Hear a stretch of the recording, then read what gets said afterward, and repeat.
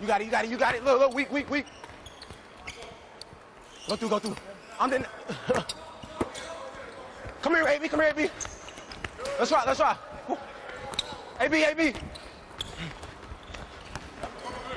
Oh, I'm through. Let's try. Come on.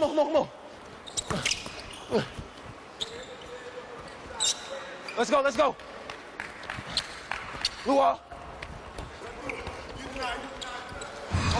As we're checking out D'Angelo Russell mic'd up, he's doing some film study, it looked like, as you're watching. Yeah, I was engaged. Thanks for wearing the mic for us today. It seems like that vocal leadership we see there, is that a different guy than a year ago?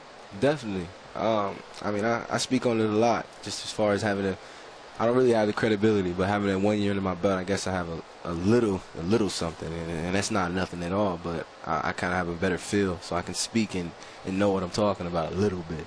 So. Yeah, no, hey, you log 82 games in this league, and you discover a lot about yourself. You discover a lot about your game.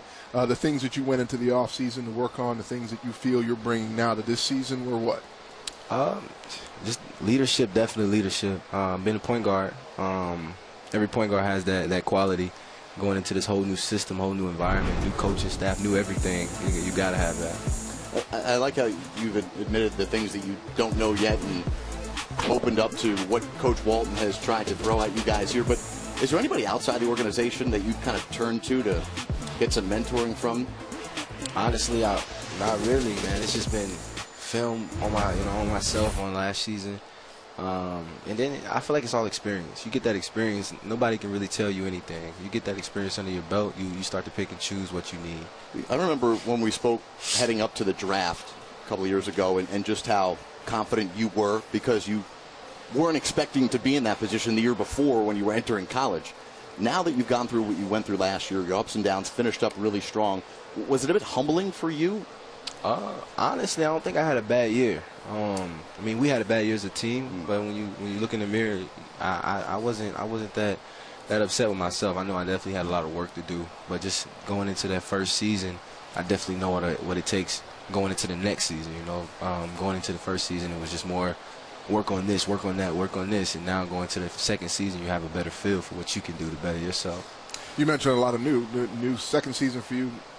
New coach, new players in some cases. No Kobe Bryant. What's that like?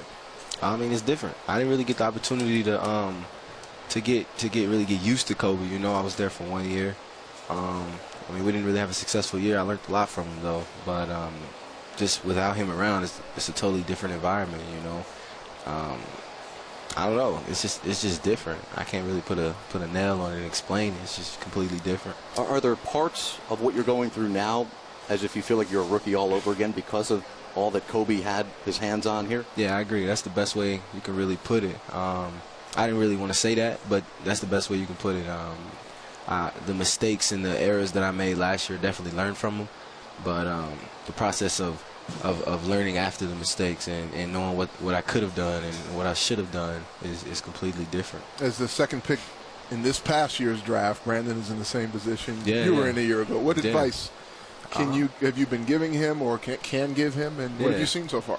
I think he's doing well. Just he's really attacking it. But last year, when I was going through it, there was a lot of hype coming out, and when I finally relaxed and just played and didn't really think about anything, I started to have a little success. And I feel like the sooner he does that, the better it'll be. What's the key to the team chemistry coming together, regardless of what your record is? I would just say everybody sacrificing. You got 10. You got a few new faces out here, so everybody has to sacrifice, no matter what it takes. Just sacrificing. Everybody has to be buying into winning. Well, D'Angelo, we look forward to seeing year 2, and we appreciate you having us here at Real Training Camp, Laker style. Cool. Thank you. D'Angelo Russell on NBA TV. We've got more to do here. I got you for him too. Sorry, I left you hanging there. It's all good. Luke Walton addressing the media. We'll wrap things up here from Santa Barbara next.